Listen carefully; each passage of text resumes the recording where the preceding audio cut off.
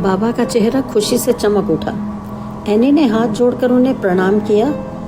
बाबा गौर से एनी और हैरी को देखने लगे। फिर उनका चेहरा मायूसी से मुरझा गया। वो अपने आप में बड़बड़ाए, ये वो नहीं है। फिर उन्होंने शाम की तरफ देखते हुए कहा, शाम बेटा, गाड़ी ले आ, इन्हें बाहर से बंगला दिखा दें। शाम पास में ही खड़ी बैलगाड़ी ले आया। चारों उस पर बैठे और चल पड़े। रास्ते भर किसी ने एक दूसरे से कोई बात नहीं की। बंगले के सामने ही बाबा की झोंपड़ी थी। वहीं शाम ने गाड़ी रोकी। गाड़ी के रुकते ही एनी सबसे पहले नीचे उतरी और बंगले की तरफ जाने लगी। बूढ़े बाबा ने लगभग चिल्लाते हुए कहा, मेम साहब, अंदर मत जाना। एनी और हैरी के हाव भाव देख शाम समझ गया इन्हें बाबा का ऐसे मना करना अच्छा नहीं लगा। उसने कहा, आप लोग परेशान ना हो। अगर कोई भी बंगले की तरफ जाता है तो बाबा ऐसे ही करते हैं। वो बंगले की तरफ किसी को नहीं जाने देते। कुछ लोगों ने तो यहाँ तक अफवाह फैला दी कि शायद बंगले के अंदर कोई खजाना दबा हुआ है, इसलिए बाबा इसकी देखभाल ऐसे करते हैं। तभी एनी ने कहा, हो भी तो सकता है। शाम ने कहा, मुझे तो आज तक नहीं पता चला इस बारे में। हैरी ने एनी को कहा, तुम्हें जो देखना है, पूछना है, जल्दी करो, हमें वापस भी घर जाना है। इसी बीच बाबा ने एक चारपाई वहाँ बिछा दी और उन्हें बैठने को कहा। उनके बैठते ही शाम उनके लिए गुड़ और पानी ले आया। तभी बाबा ने पूछा, आप क्या जानना चाहती हैं? एनी ने कहा, बाबा, ये बंगला किसका है? यहाँ कौन लोग रहते थे? अब इसकी हालत ऐसी क्यों हो गई? बाबा ने भी उनके बारे में सब कुछ पूछा। वो कहाँ से आए हैं, क्यों आए हैं। तब तक शाम वहीं आकर बैठ गया। वो भी तो बचपन से उस बंगले के बारे में जानना चाहता था। बाबा ने कहना शुरू किया, ये जो खंडर बना हुआ बंगला तुम देख रही हो ना, कभी ये इस इलाके की शान हुआ करता था। दूर दूर तक एक भी ऐसा बंगला नहीं था। हैरी ने पूछा, फिर ये ऐसा क्यों हो गया? किसने की इसकी हालत? बाबा ने कहा, कुछ दुष्टों ने इसका ये हाल बना दिया। एनी हैरान थी। हैरी ने ये सब इंग्लिश में पूछा था। उसने बाबा से पूछा, आप अंग्रेजी समझते हैं? बस थोड़ी थोड़ी, मेम साहब ने सिखाई थी। बाबा ने थोड़ा मुस्कुराकर कहा। ऐसा लगा उन्हें कुछ याद आ गया। बाबा ने आगे बताना शुरू किया, बहुत पुरानी बात है। तब मेरी उम्र लगभग 20 साल रही होगी। आज से 65 साल पहले की बात है। तब कुछ अंग्रेज साहब यहाँ आए और उन्होंने ये बंगला बनवाना शुरू किया। गांव के काफ़ी लोग यहाँ मजदूरी करने लगे। उन्हीं में से एक मैं भी था। ये बंगला एक बहुत बड़े ऑफिसर के लिए बनवाया जा रहा था। उनका नाम था एडवर्ड। एडवर्ड साहब की उम्र लगभग 25 के करीब थी। बेहद खूबसूरत अंग्रेज़ थे वो। आंखें एकदम नीली, सुनहरे बाल, गोरा रंग, ऐसा लगता जैसे कोई देव पुरुष है।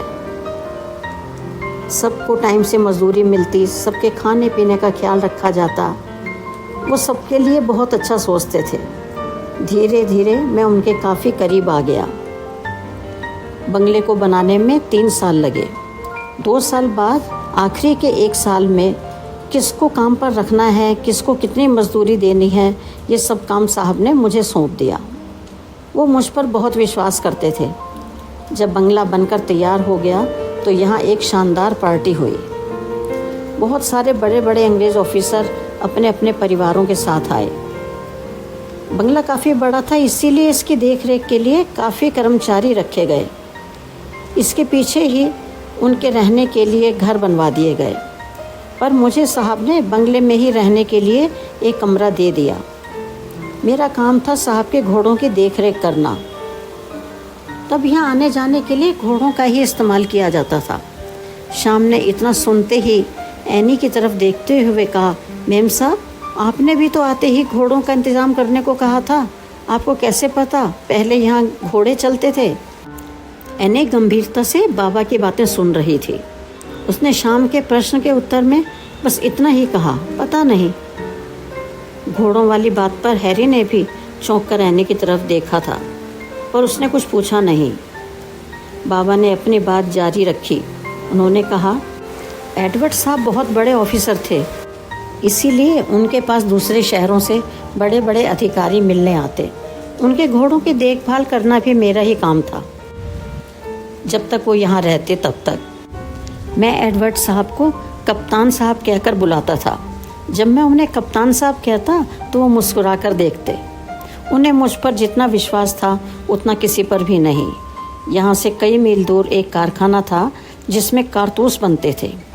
वहाँ फौज के अधिकारियों के अलावा किसी और को जाने नहीं दिया जाता था, पर मुझे कप्तान साहब कई बार वहाँ लेकर गए थे। इसी से पता चलता था वो मुझ पर कितना विश्वास करते हैं।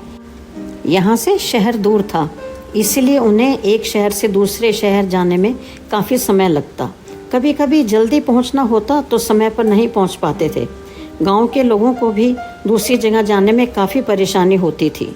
ये बातें कप्तान साहब को बहुत दुख पहुंचाती थी। फिर उन्होंने यहाँ एक रेल लाइन बिछाने का फैसला किया। पता है साहब, इस काम को पूरा करने में उन्हें पूरे 5 साल लगे। तरह तरह की अड़चनें आई, पर उन्होंने हार नहीं मानी। अगर तब ये रेल लाइन ना बनी होती तो आप लोग आज यहाँ नहीं बैठे होते। ये सब बात वो हैरी की तरफ देखकर कह रहे थे। हैरी भी ऐसे दिखा रहा था जैसे उसे सब कुछ समझ आ रहा है। एनी बीच बीच में हैरी को इंग्लिश में समझा रही थी। जिस दिन यहाँ से पहली रेलगाड़ी चली थी, उस दिन यहाँ की रौनक और कप्तान साहब की खुशी देखते बनती थी। कई बड़े बड़े अफसर स्टेशन के उद्घाटन के लिए पहले दिन से ही यहाँ बंगले पर आ गए थे।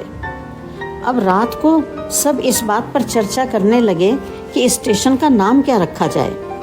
मैं भी उस वक्त वहीं था, सबको खाना खिलाने में मदद कर रहा था। वहाँ जितने भी अफसर आए हुए थे सब मुझे जानते थे, क्योंकि ये पहले भी यहाँ आ चुके थे। उनमें से एक बड़े अफसर ने मेरी तरफ देखते हुए पूछा, वीर सिंह, तुम्हारी क्या राय है? तुम क्या कहते हो, क्या नाम रखना चाहिए स्टेशन का? मैं जानता था कप्तान साहब को इस रेल लाइन को बिछवाने में कितनी परेशानियों का सामना करना पड़ा था। मुझे एक अच्छा मौका मिल गया था। मैंने तुरंत कहा, साहब, इस स्टेशन का नाम कप्तान स्टेशन रखें तो कैसा रहेगा? उन्हें मेरा सुझाव अच्छा लगा। उन्होंने हंसकर कहा, ठीक है, इस स्टेशन का नाम तुम्हारे कप्तान साहब के नाम पर ही रखेंगे। सबने तालियां बजाई। तब मेरे कप्तान साहब ने मेरी तरफ प्यार और अपने पन से भरी हुई निगाहों से देखा। ये कहते हुए बाबा की आंखें नम हो गई। उन्होंने अपनी आंखों में आए आंसू छुपाने की कोशिश तो की, पर छुपा नहीं पाए। फिर उन्होंने बताया, अगले दिन सुबह खूब धूमधाम से इस स्टेशन का उद्घाटन किया। सभी गांव वालों के लिए जलपान की व्यवस्था थी। फिर सभी को रेल में बिठाया गया। उस दिन मेरे साहब की खुशी का कोई ठिकाना नहीं था। जलपान से याद आया, आप लोगों ने भी तो कुछ नहीं खाया होगा। ठहरो, मैं थोड़ा कुछ इंतजाम करता हूँ। वो अपनी झोंपड़ी की तरफ जाने लगे। एनी ने उन्हें रोकते हुए कहा, बाबा, हम अपने साथ कुछ खाने का सामान लेकर आए हैं, वही खाते हैं। और उसने अपने बैग से सैंडविच, केक वगैरह निकाल कर बाबा को और शाम को भी खाने को दिए और दोनों खुद भी खाने लगे। ये सब खाते हुए बाबा ने कहा, आज बरसों बाद ऐसा अंग्रेजी खाना खाया है। पता है बेटा, मेरी जो मेम साहब थी ना। इतना सुनते ही एनी ने पूछा, कौन मेम साहब? बाबा ने कहा, हमारे कप्तान साहब की वाइफ। उन जैसा केक कोई नहीं बना सकता। खाना बनाने के लिए बावर्ची थे, पर केक वो अपने हाथों से ही बनाती थी, क्योंकि हमारे साहब को शाम को चाय के साथ केक खाने की आदत थी। मुझे भी मेम साहब रोज़ शाम को चाय के साथ केक ही देती थी। हमारे साहब को जब भी 2-4 दिन के लिए बाहर जाना होता तो मेम साहब का ख्याल रखना मेरी जिम्मेदार होती। उस दौरान वो मुझसे यहाँ के राजा रजवाड़ों की कहानियाँ सुनती, हमारे देवी देवताओं के बारे में भी जानती। वो भी साहब की तरह बहुत भली इंसान थी। वो मुझसे बहुत स्नेह करती। मैं उन्हें कहानियाँ सुनाता, वो बहुत जल्दी हिंदी समझना सीख गई थी। तभी वो मुझे अंग्रेजी सिखाने लगी। उन्होंने मुझे रोज़मर्रा में इस्तेमाल होने वाले कुछ छोटे छोटे वाक्य सिखा दिए थे। इसी तरह 3 साल बीत गए। फिर उनके आंगन में एक नन्हा फूल खिला। मेरी मेम साहब ने एक परी जैसी सुंदर बेटी को जन्म दिया। नाम रखा गया रोज। साहब और मेम साहब उस पर जान लुटाते। जब रोज 2 साल की हुई तो मेरी मेम साहब की तबीयत खराब रहने लगी। उन्हें हर वक्त बुखार रहता। फिर उनकी देख रेख के लिए मैंने गांव की ही अपने जान पहचान की एक महिला को रखवा दिया। क्योंकि मैं बंगले में ही रहता था, इसलिए रोज बिटिया मेरे काफ़ी करीब आ गई। अब वो मेरे बिना 1 मिनट नहीं रहती थी। वो अपने नन्हे नन्हे कदमों से हर वक्त ठुमक ठुमक कर मेरे पीछे पीछे चलती रहती। मैं भी तो उसके बिना रह नहीं सकता था। मेम साहब की तबीयत ठीक होने में 1 साल लग गया। रोज़ बिटिया मेरे साथ ही खाना खाती। मेम साहब और साहब इस बात से बहुत खुश थे। अब उन्हें रोज़ बिटिया की कोई चिंता नहीं थी।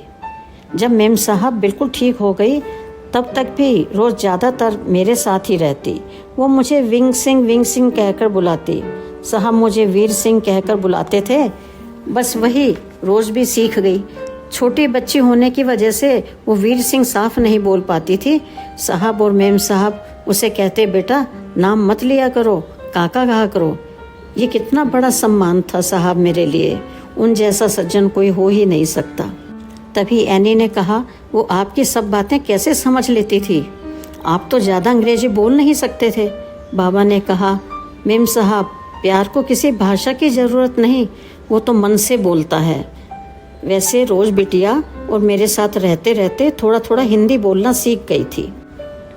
मैं शुरू से ही बंगले पर साहब के साथ ही रहता था, इसलिए मेरा खाना भी वहीं बनता। साहब लोग मिर्च मसाले कम खाते थे, इसलिए मैं खाने के साथ हरी मिर्च खाता था। जब मैं खाना खाने बैठता तो रोज़ बिटिया भी मेरे पास आकर बैठ जाती और थोड़ा थोड़ा खाना मेरे साथ ज़रूर खाती। साथ ही वो हरी मिर्च खाने की जिद करती। मैं उसे मना करता तो उसे बुरा लगता। एक दिन रोज़ बिटिया ने मुझसे आंख बचाकर हरी मिर्च खा ली। अब उसका मुंह जलने तो लगा और फिर वो रोने लगी और ज़ोर ज़ोर से चिल्लाने लगी। मैंने तुरंत उसको गुड़ खाने को दिया, पर मिर्च तो मिर्च थी। वो ज़ोर ज़ोर से रोने लगी। उसका रोना सुनकर मेम साहब और साहब भागकर वहाँ आ गए। मैं डर गया, आज मुझे डांट पड़ेगी।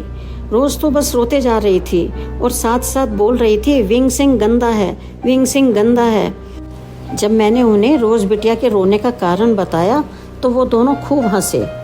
तब मैंने चैन की सांस ली। ये सब सुनाते हुए बाबा की आंखों में एक चमक थी, जैसे वो सारी घटना उनके सामने आ गई हो।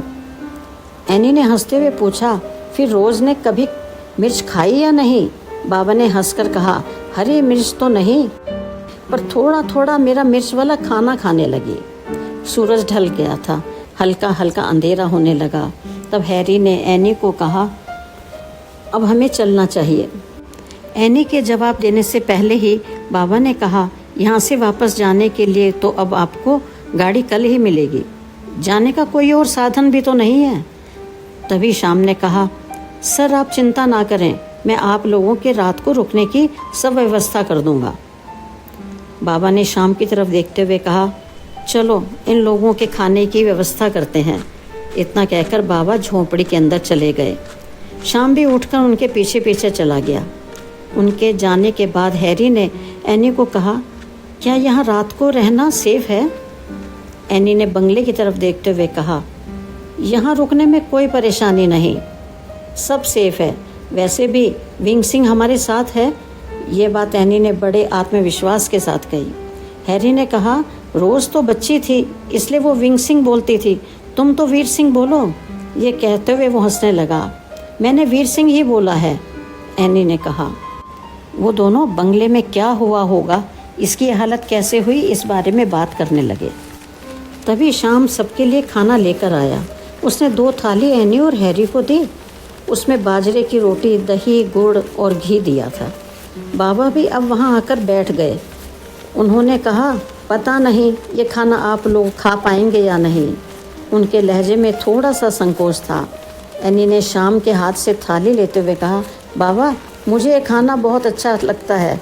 हमें यहाँ आए काफ़ी समय हो गया है, इसलिए अब तो हैरी भी थोड़ा थोड़ा ये खाना खाना पसंद करता है। यहाँ की दही हैरी को बहुत पसंद है।